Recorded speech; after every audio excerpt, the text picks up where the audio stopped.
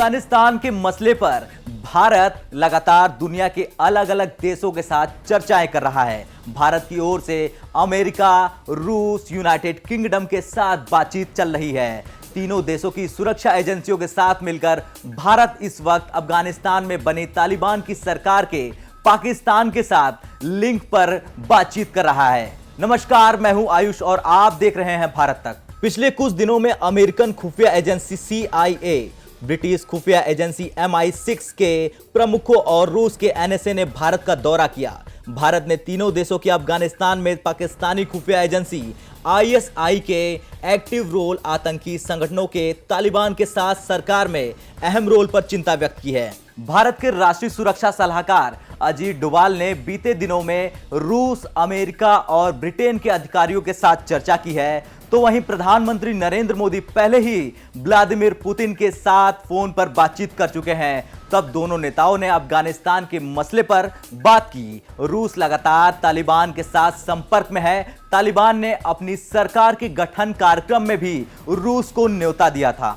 ऐसे में अमेरिका की वापसी के बाद तालिबान का अफगानिस्तान में आना, अब वहां पर अपनी सरकार बनाना इस क्षेत्र के लिए काफी अहम है। रूस पहले भी भारत के साथ आतंकवाद समेत अन्य मसलों पर एक साथ खड़ा दिखा है।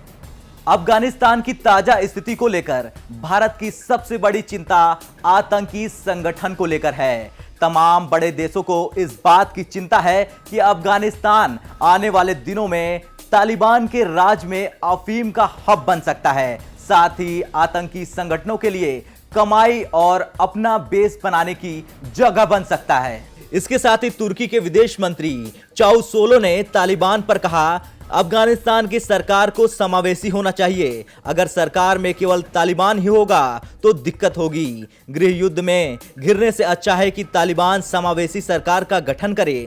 समावेशी सरकार को पूरी दुनिया स्वीकार करेगी। अफगान महिलाओं को भी सरकार में जिम्मेदारी मिलनी चाहिए।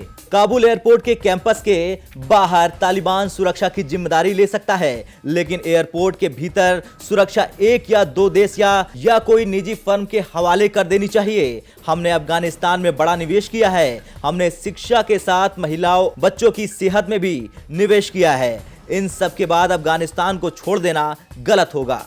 तो वहीं भारत की ओर से इस मसले को उठाया गया है कि पाकिस्तान को इस बात का भरोसा दिलाना होगा कि अफगानिस्तान की जमीन का इस्तेमाल आतंकवाद को बढ़ावा देने के लिए नहीं होगा। साथ ही अफगानिस्तान में मौजूद अल्पसंख्यकों को सुरक्षा दी जाएगी। तालिबान को लेकर अगर भारत के आधिकारिक रुख की बात करें तो अभी तक सिर्फ वेट एंड वॉच की स्थिति अपनाई जा रही है। भारत का फोकस अभी अफगानिस्तान में फंसे भारतीय नागरिकों को निकालने पर है। हालांकि कतर में भारत के राजदूत ने वहां पर तालिबान के एक नेता से मुलाकात की थी, जिसमें रेस्क्यू मिशन पर चर्चा हुई थी।